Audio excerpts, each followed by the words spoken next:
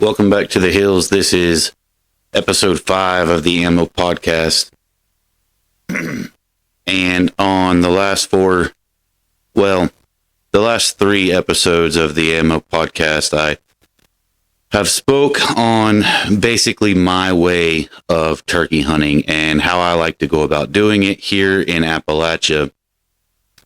And I've been seeing lately on all sorts of social media platforms, everyone else talking about the way they want to do it and the way that they do go about turkey hunting, whether it's from their calling tactics or their approach tactics and so on and so forth. So today I kind of want to get a little bit controversial, and I want to talk about gatekeeping in the hunting community as a whole. It's something that's becoming more and more prevalent. A lot of it does have to do with social media. I mean, plain and simple. I don't care what way you look at it. The fact is we all have platforms where we can voice our opinions and either agree or disagree with what others do. And that does have some benefits to it.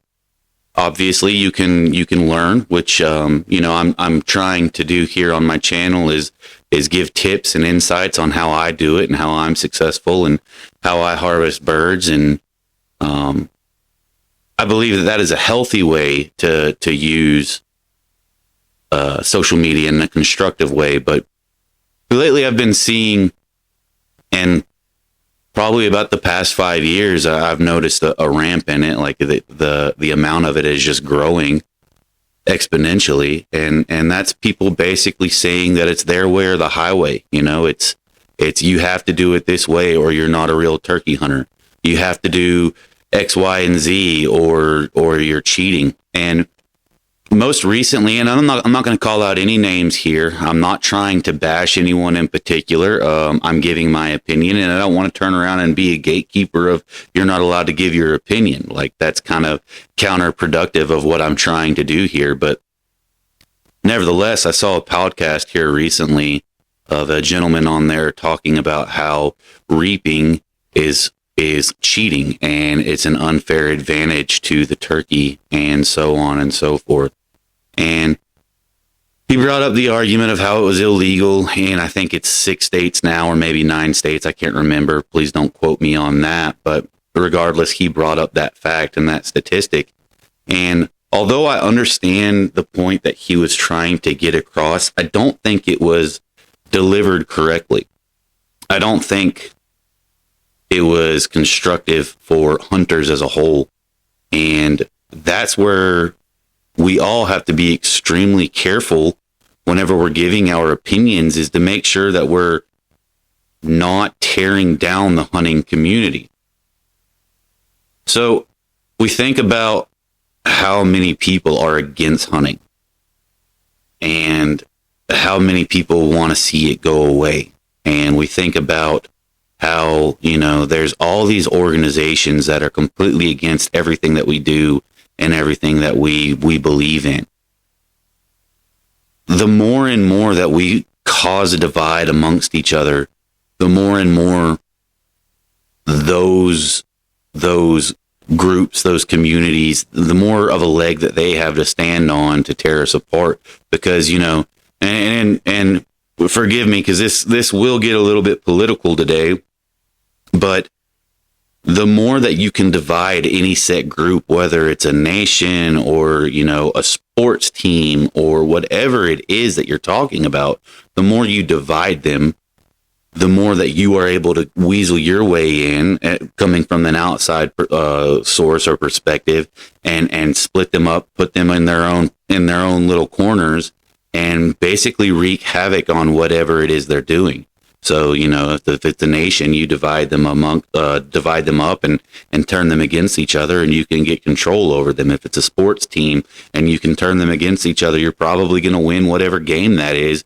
And for us hunters, if we're sitting here bashing one another on our opinions and the way that we like to go about harvesting whatever animal it is, but I'm speaking specifically on turkeys today, if we go and just start absolutely, biting at each other's throats, for a lack of better terms, basically all we're doing is we're giving these anti-hunter organizations to excuses as to why they can instill their will upon us and why they think that they can go and control the narrative of what we're doing. Now, looking from even outside of that perspective, let's bring it back to that example that I was talking about with that gentleman talking about reaping. It doesn't matter what you do. And this is kind of the whole point of what I want to talk about today.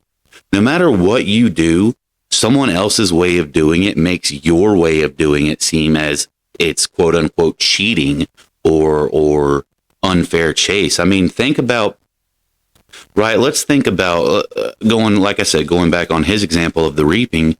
Think about this new craze in TSS, right? Like all the lead guys, all the old school lead shooters, which I'm not going to lie. I have recently, last year was my first year shooting TSS, and I understand the hype in it. Now, I don't personally enjoy shooting at, I really don't enjoy shooting a turkey past 40 yards, but I'll get back on that here in a moment. But regardless, I am using TSS, but I think of it of when I was a diehard lead guy, and how I thought, TSS kind of was a little bit of an unfair advantage.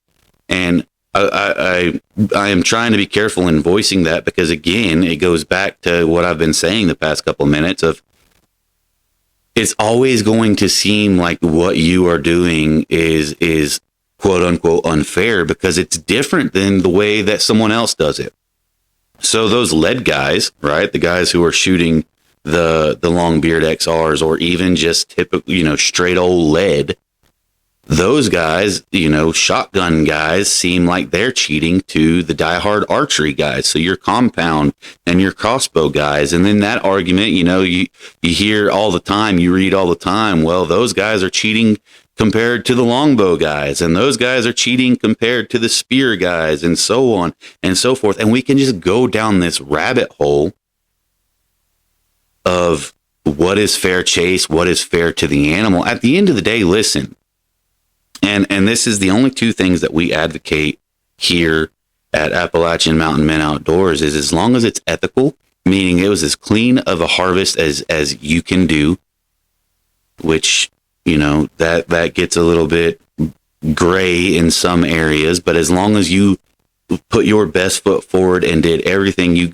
could do to put that animal down as quickly as possible, and as long as it's legal, meaning whatever the parameters that your state or your, even in states, they have different regions or zones or whatever your state calls it. As long as you are within those parameters, if you are enjoying it, do it. By all means, if you like to reap, go and reap.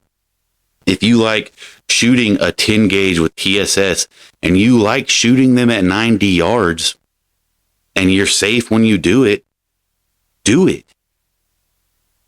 There are so many different ways and aspects to hunting as a whole that if we sit here and try to put it all inside of a shoebox, all we're going to do is have an overfilled shoebox with a bunch of different people trying to figure out what it is that's inside of it.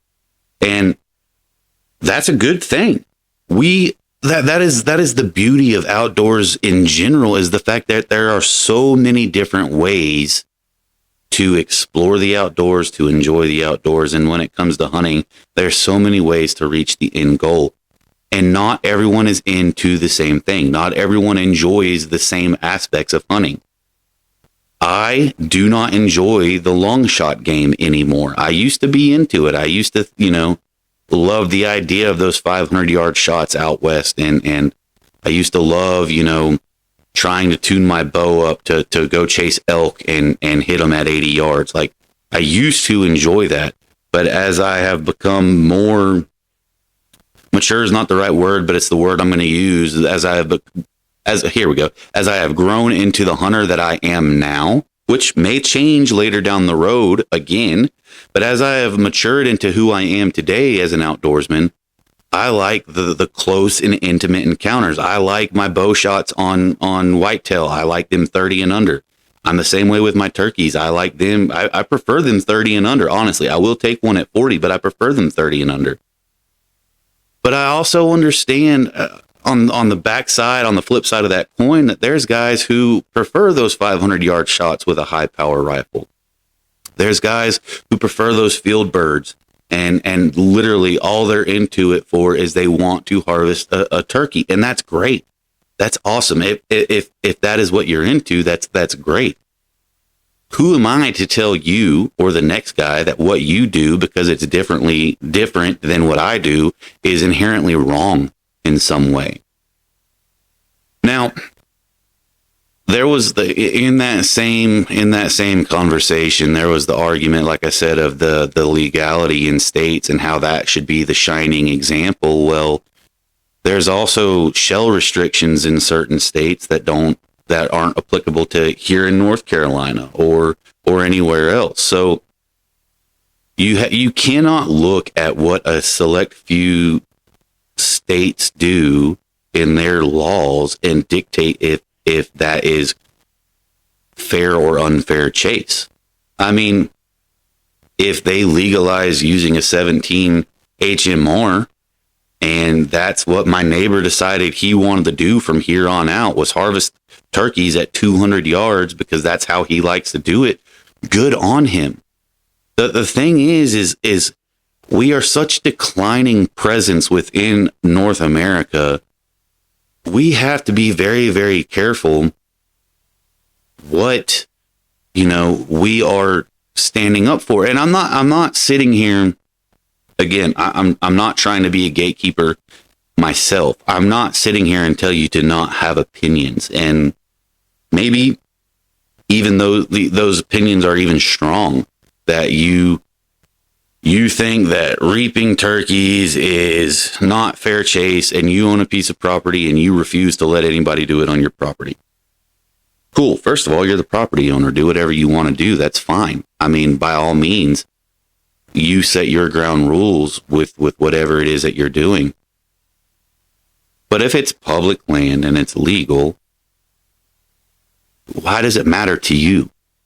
I mean, legitimately, why does it matter to you? It's the same concept as I see hunters all the time getting frustrated with, and this is a topic for another day. So, I mean, if you want to get in the comments and bash me for what I'm about to say, that's fine. But I do have an entire conversation I'd like to speak on this with one day. But it's just like hunters getting frustrated with hikers and even like around here, mountain bikers or just sightseers in general on forest property. Like I said, that's a whole different topic. But if you want to leave your opinions on that, feel free to. You can do whatever you want on this channel as long as it's respectful to everyone else. But I digress. There's all these things that we want to go to war with each other on, that we want to sit here and say my way is better than your way.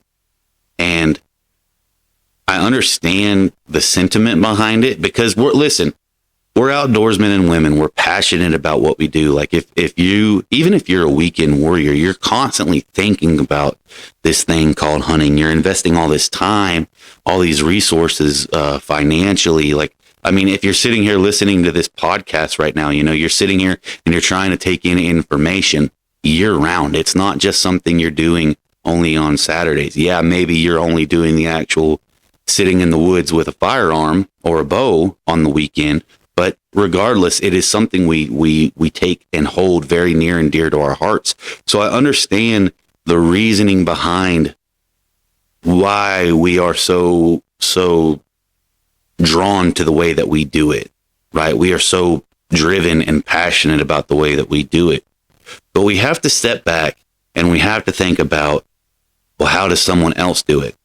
Which kind of brings me to, I've been seeing people like trying to go and get these like laws signed in about, oh, well, we don't want reaping legal in our state. We don't want okay, let's step away from turkeys for 2 seconds and the whole crossbow debate about people wanting them to be outlawed again. And this, that, and the other. And again, I understand the passion and the intent behind it, but you have to understand that if we as hunters give the power over to the government, now granted, the government does and always will need a little bit of control, because they have to be able to, take that tax money and put it where it needs to go. And they need to be able to, invest resources. And we do need to vote on those things. So please don't take what I'm about to say out of context here. But if we start nitpicking the little things that we don't like, right? I don't like how Joe takes his crossbow out there to hunt turkeys. I don't like how Tom takes the, it's kind of funny how he chose that name, takes the reaping fan out there to hunt turkeys. I don't like how Bob uses TSS and shoots turkey at 80, 90 yards. And we start doing all these little things. Those little things start to add up, right? And if we tell our government, hey, take that away, I don't like how he's doing it. And there are people, unfortunately, or fortunately, and good for them, there are people who have the money, the pull, and the power to make those things happen. Well, the more we give our government control to say, yeah, we don't want that, we don't want that, we don't want that, we don't want that, so on and so on and so on and so on, eventually they're going to be like, well, we're going to take away everything. Now, will it be in our lifetimes? No, probably not. Will it be in our kids' lifetimes? Maybe. Our grandkids? Yeah, that is a high likelihood that if we keep letting the political powers have control over this thing that we love so much, then the reality is one day we might, they, not we, will be gone by then, but they might not have any of the experiences that we're getting to have just because you didn't like how the neighbor did it, right? And it's the same thing with this whole pay to play mentality and principle that we've been having lately in the hunting world, whereas if you don't have money, you're not going to hunt. And the more we do this, the more we fight and the more we bicker and the more that we go against one another, the more that becomes our reality, that if you aren't wealthy, which I am by no means wealthy, and I find it harder and harder and harder every year to be able to do this thing that I love, because it's becoming a pay to play. The properties are getting, bought up by whatever, whether it's housing developments or nature conservatories where you're not allowed to hunt on them and so on. And I'm not saying all of that is because of the bickering and the fighting. Please don't take that the wrong way. Obviously, there's more and bigger of a problem than what I'm speaking of today. But that does not help, and it does contribute to that entire pay to play or the hunting being took away from us dilemma that we're facing right now in 2025. And it's progressively getting worse and worse and worse and at a faster and faster rate. And if you don't believe me, A, you're fortunate that you're not seeing it in your area, and B, hang on, because I promise it's coming. And that's a sad thing that I'm saying right now. Like, I hate the fact that I'm having to give that warning or that little scare tactic or whatever you want to refer to it as. So, like I said, although you might not agree with how they do it, don't go out there. I mean, you can tell them, hey, that's not how I like to do it. Or you meet someone at the parking lot and they tell you what they're going to do and they ask if you want to tag along. No, man, that's not how I like to do it. It's that easy, right? It truly is. And I don't get how we as a hunting community have ever gotten to the point where we just want to, I do get it. I know where it came from, and it's sad, honestly. And I'm not going to give my personal opinion on where that kind of mentality came from. I mean, everyone can form their own opinion, and we typically meet somewhere in the middle on it. But the reality is, 20 years ago, if you shot a little basket rack, you met up at the check-in station and everybody was proud of you and gave you a pat on the back, or maybe they gave you a cold beer out of their cooler, or you just sat there and talked to your fellow hunters, your fellow outdoorsmen, and you reminisced on the hunt and you relived how it all happened. And it was a beautiful thing. And I can remember as a kid when we would go up north, after a really cold morning of hunting, that's what we would do. We would, whether we were successful or not, we went to the check-in station. That way we could see what everyone had harvested that day. And it was a beautiful thing. And obviously check-in stations, and I mean, trying not to reference deer hunting too much here, but the overall check-in stations aren't as prevalent of a thing anymore now that we have apps and text-ins and call-ins. Like, we don't have to go to check-in stations. And I feel like we've grown so accustomed to talking to each other and looking at each other through the only thing that we have is a cell phone or a computer or whatever the case is. Like, that's the only way we're communicating with one another. And I feel like, you know, you don't know the whole story anymore. You don't understand why someone harvested that basket rack. You don't understand why someone likes to reap turkeys. You don't understand why they like to take them at 90 yards with TSS, because we don't have that relation anymore, that relationship, that community, that whole esprit de corps, if you will, where we are one people united together over this common thing that we all love. Now, granted, yes, we do it differently, but we're still doing it. When you wake up in the morning, what leg do you put in your pants first, or shorts, whatever you're wearing? I guarantee not everyone does it the exact same way you do, but at the end of the day, both legs are going in them, unless, you know, you don't have legs to put pants on, so don't take that out of context either. But the end goal is the same. The general path to get there is the same, but the exact method in which we do it, it differs from person to person. Now, that was a little bit, you know, of a cookie cutter explanation right there and analogy, but you get the sentiment behind it. We're all doing the exact same thing, just in different ways. Now, that kind of brings me to retention and of hunters. Is, don't take what I'm about to say the wrong way, because I'm not sitting here saying that everybody in the country should be an outdoorsman or woman. Obviously, if every single soul was a hunter, there would be nothing left for us to hunt. You know, we would have every population wiped out within 2 years max. But retaining what we do have is at an all-time low. A new hunter, and I kind of, and if you're watching this, I don't remember what your name was, but you commented on my Instagram about a small deer that I had harvested after Helene, and I kind of ripped into you a little bit, and maybe it was a little harsh, but I kind of stand by what I was saying of,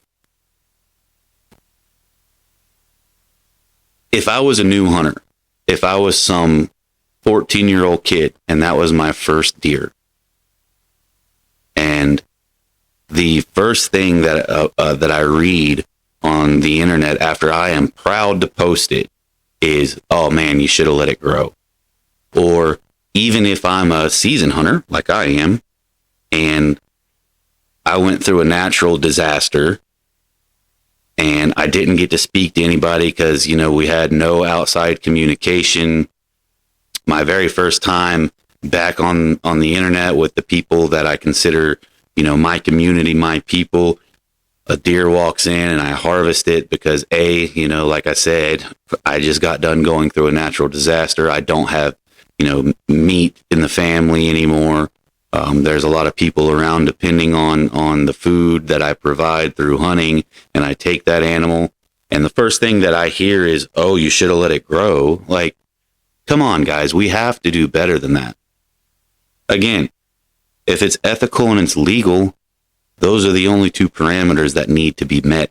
Everything else is a personal, person-by-person basis.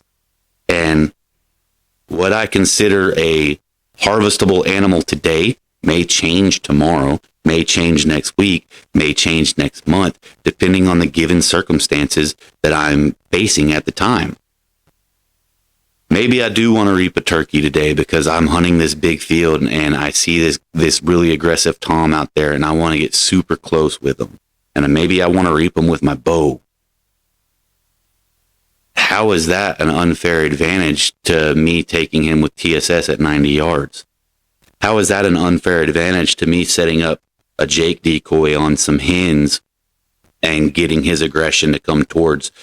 It's this literally the same exact concept, right? At the end of the day, as hunters, turkey hunters specifically, we are trying to fool that turkey into believing that we are something that we are not. Whether that's us sitting up against a tree and we're making him believe that we are nothing but a tree, whether that's us calling to him and making him believe that we are a hen, whether that's us using decoys and tricking him with his eyes and triggering that aggression. And same with a reaping decoy. It's the exact same thing. The only difference is we're moving behind it. What's the difference? And even if you can state a difference, which you can't, because at the end of the day, like I said, it all boils down to we're trying to fool that animal. Even if you can state that difference, what effect does it have on you and your hunt? It doesn't. There is no change in effect to you personally. If you're safe with it, and granted, yes, there is a safety factor, and I've spoke about that previously about reaping, that I believe, and that's same with decoys, that you need to be much safer and more cognitive. But as far as like the actual principle behind the hunt, there is no difference. There's not. And all we're doing by going at one another and bickering amongst one another is potentially taking our opportunities and our future generations of opportunities away from them. Again, I know this is controversial. If you have any insight that you want to put into it, whether you agree with me or disagree with me, feel free, leave me a comment down below. Hit that like button, subscribe if you don't mind. Let's become a community again. That's the entire purpose behind Appalachian Mountain Men Outdoors. I want to bring my vision and my perspective and the way that I do things to you. That way you can tell me how you do it, how it differs from the way that you do it. And maybe, just maybe, we can come together as a community again. I hope you got something good out of this today. I know it was a little bit controversial, but I felt like I needed to say that. But until next time, we'll see you on the hill.